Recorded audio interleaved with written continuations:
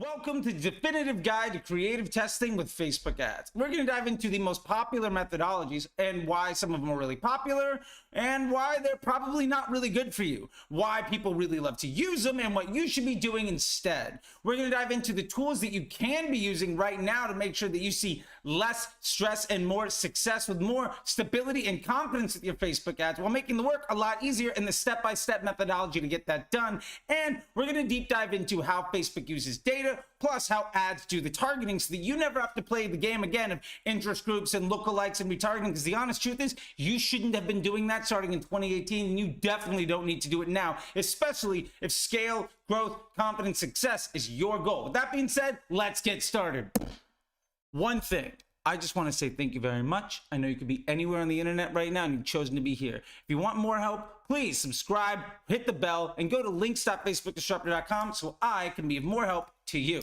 Let's get started. So, first thing, the most popular methodology people are using right now to test their creative on Facebook is using ABO, ad set budget optimization, and small budgets to test individually built out ads over a set period of time. Now, this makes sense because you're saying, well, I'm letting every ad get a fair shot.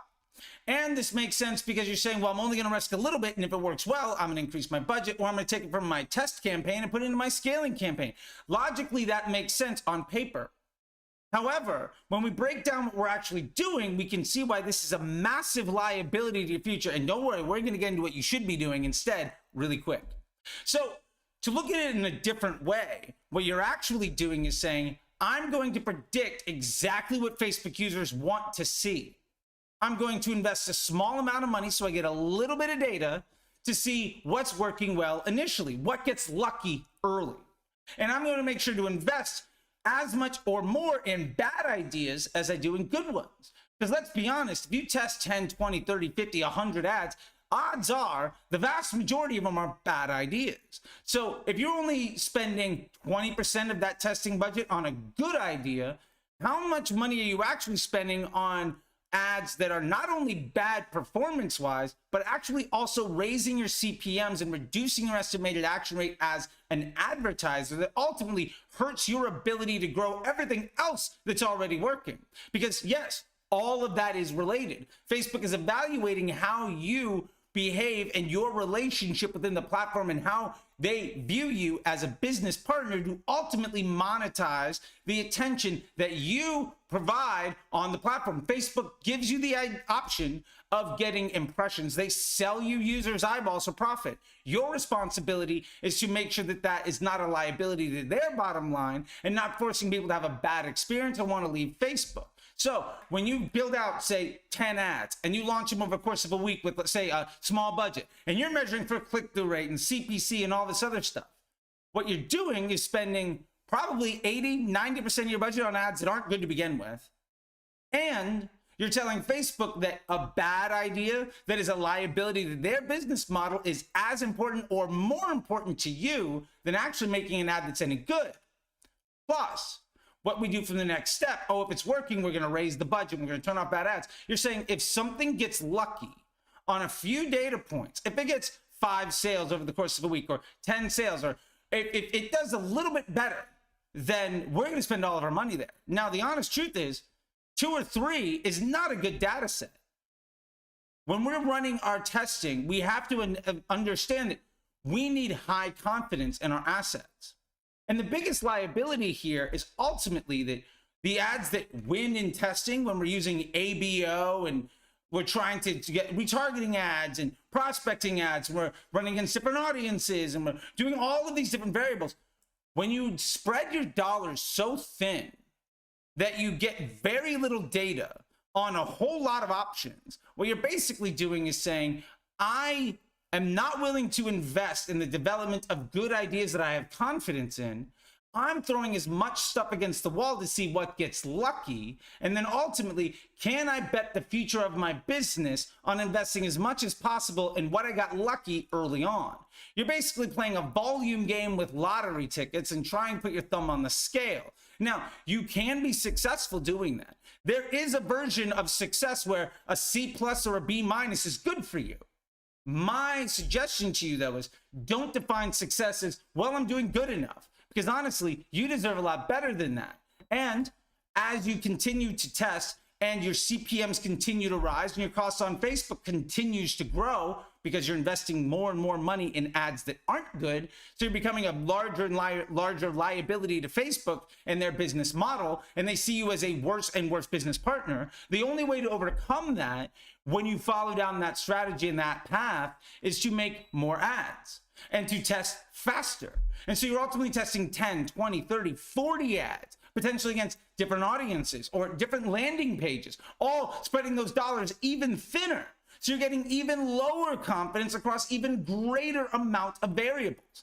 Now, the honest truth is that is an unsustainable path, because either you're going to continue to be able to increase your budget, or you're going to have to make more content to take more and more lottery tickets to hopefully be able to pay off.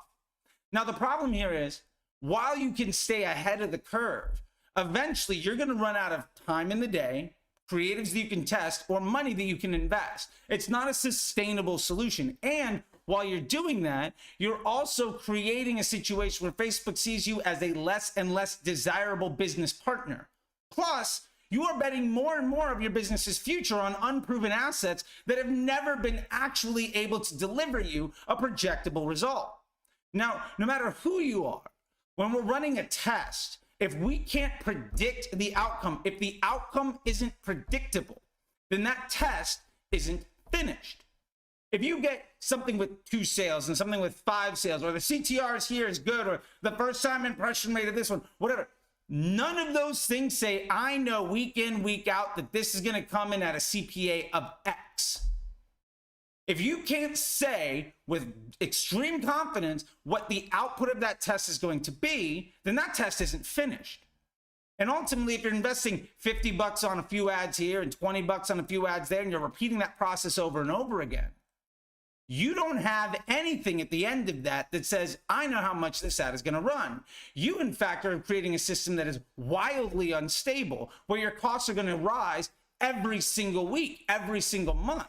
Now, how many of you, show of hands, have been seeing a situation where Facebook gets more and more expensive, where it's less and less stable, where you have less and less confidence, and trying to solve problems with audiences instead of creative testing properly? Now, you might think that you're doing the right thing, but each time you apply the solution, the problem gets a little bit worse. And that's because you're putting in a little Band-Aid that ultimately doesn't fix the institutional problem that you're bringing into the system. So to recap on all of this, if you are running creative testing by building out individual posts in an ABO campaign, we're putting in daily budgets and then increasing them on things that work and turning off ads that don't, and moving from a testing campaign to a scaling campaign, all you're doing is working really, really hard to make Facebook less and less stable and make it more and more expensive for you as you present yourself as a greater and greater liability to Facebook's bottom line. That's not the way Facebook was designed to be used. And the few people that are winning there, that are doing that at scale, have 2 things in common. One of 2 things in common. Number one, they're running a business that's so successful, they can succeed by running Facebook at a B- strategy. Or 2, their version of success looks like something like ROAS or ad spend, not actual business success. So their version of success isn't an honest one. It's a very selfish and myopic and uninformed one. And you need to understand, when you're dealing with people, what version of success they're using. Now, I hope that makes sense. And if you love this, please feel free to like and subscribe and ask any more questions on it before we dive into the next thing, because I'm ready to go.